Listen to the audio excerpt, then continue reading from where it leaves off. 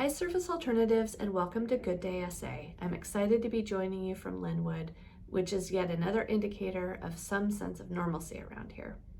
In this episode, we will be providing a second quarter update, SA Today. In this update, I provide a high-level overview of some of the challenges we've experienced, as well as many successes that have happened across all service areas and departments. In no way does this capture everything that's been happening, but it should give you a good picture of what's been going on around Service Alternatives in the second quarter. For our Heart of the Moment, we will be joined again by our Advocate Advisory Council. They will be answering the question, what have you learned about yourself during COVID-19? Several of the clients share what they have done to cope, various things that have helped them get through, some of the challenging questions related to things like vaccinations, and we hope that it causes you an opportunity to think about some of those things for yourself. Enjoy! For this month's SA Today segment, I will be highlighting a variety of successes and a couple of significant challenges we have experienced across SA in the second quarter. First, in the realm of challenges, we're struggling along with most businesses in having enough employees. This is significant in that it impacts current services. It places a financial strain in that we are paying out significant overtime in some programs, and it also gets in the way of our ability to grow. We have exciting growth plans, and we will carry them out, but not having enough staff is preventing our ability to grow some programs the way we are ready to at this moment. We hired 33 people in the second quarter, and I extend a heartfelt welcome to each of you. We paid out 3 referral bonuses in the second quarter, and I want to thank those employees who are referring your friends and family. SA is a great place to work, and we would love for you to spread the word. Another challenge we are experiencing is how many mental health providers are available. This is especially difficult as we transition new clients into service. With often 6 to 8 week wait times, this can present delays, and many clients we are looking at for supported living experience both intellectual disabilities and complex mental health needs. This is something that's showing up in most of our communities and is simply a barrier. Now on to some successes. Despite our challenges in hiring, we did experience a 10% revenue growth over the first quarter, which is mostly representative of clients getting back to work. This certainly helps our employment services. Additionally, Right Response has been able to return to some classroom training. This is only $45,000 less than we budgeted for the second quarter. Both of these are great indicators of moving slowly out of this pandemic. Pierce and King County Supported Living had 2 new clients come into service. 4 clients have been on family vacations, and all clients that had jobs prior to the pandemic are now back to work in person. Our Technical Assistance Program provided 250 hours of training hosting for the Developmental Disabilities Administration and finalized our 2021-22 contract renewal. This includes a $90,000 increase in our aging and long-term care category of training, and this also is an $87,000 increase over the previous year. Both of these are part of a $2.5 million contract renewal. Congratulations to the Technical Assistance Department. Employment Services is averaging 66% billable hours as a service area, which is progress, and they are supporting 2 new clients to come back to work after having been furloughed. 3 kids have been adopted out of our Children and Family Services programs, all of them boys. A 14-year-old from the Sunnyside program, a 15-year-old from the Spokane program, and a 16-year-old from the Vancouver program. There are also 3 more adoptions that are pending. Right Response has brought on 11 new agencies and has trained 43 new instructors from Washington, Oregon, Idaho, Montana, Wyoming, Colorado, Nevada, and Missouri. Quality assurance scores are indicators of service excellence, and I have 3 of these to share with you today. Both of our Pierce County Supported Living programs managed by Soraya and Liz, as well as one of our King County Supported Living programs managed by Modu, achieved comprehensive QA scores ranging from 90% to 97%. These represent quality of work done in client files, client environments, and staff training. Congratulations to all 3 of these programs.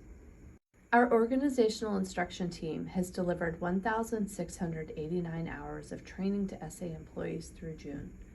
Included in these hours are 329 distinct webinars Considering we were not even doing webinars until the spring of 2020, this is significant. We're starting a new service, and that is private adoption home studies. We're kicking this off in Moses Lake, which is very exciting.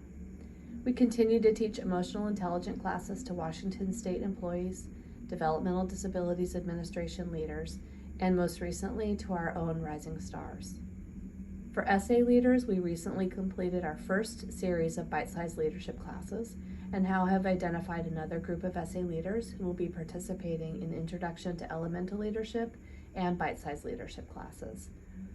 This is the next step we are taking to solidify our leadership culture here at SA, and more is on the way.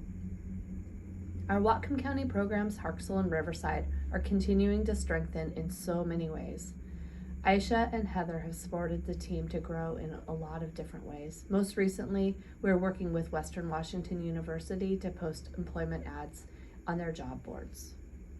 Sophos Mobile has been implemented on phones to improve security, and computers are almost fully joined to Azure, which improves resilience and manageability. We have officially launched our gig marketplace, and I encourage you to check it out. It provides opportunities for employees across service alternatives to be part of projects that are not typical of your day-to-day work, but allow you to bring other skills that you want to offer and contribute to the work here at Service Alternatives.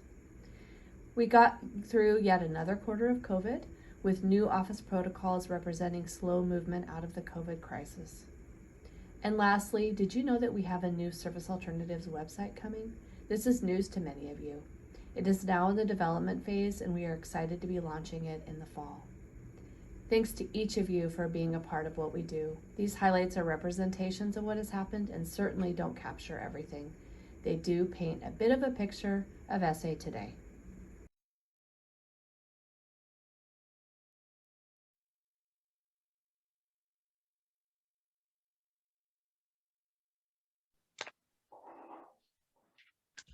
I have learned two things: that I'm not meant to be isolated for this long.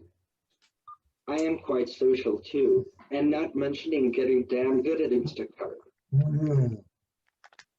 I have learned to live with and accept the new ways of things since this all started.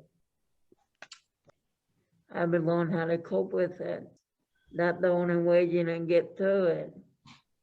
I learned with the COVID-19 is that I survived it. I take walks. I go to the store and get some food and some clothes and some things to survive in. Like I get my own clothes. I buy my own clothes, and I buy my own food, and I buy my own water.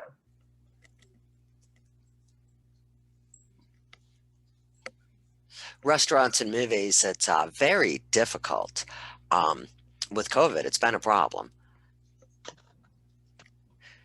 And are these and to vaccine or not to vaccine, that's an issue that's going around.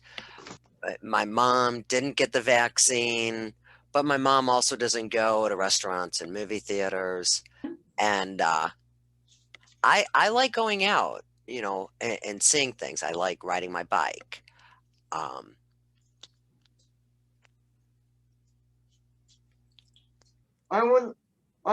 I get sad too. Sometimes you have to stay at home, and you can't go out, you can't take the bus, you can't go to work, you can't be with your friends all the time. We have to wear masks on the bus until this is over. It's what Governor Inslee is saying. Thank you for joining us for this episode of Good Day SA. I encourage each of you as individuals and as programs to take a few minutes to reflect upon your last quarter. What challenges did you come across? What successes really stand out for you? It is through this level of reflection that we each have the opportunity to advance the potential of our communities, customers, and ourselves through exceptional service. And that is the vision here at Service Alternatives. Thanks for being part of what we do, and have a good day, SA. Bye-bye.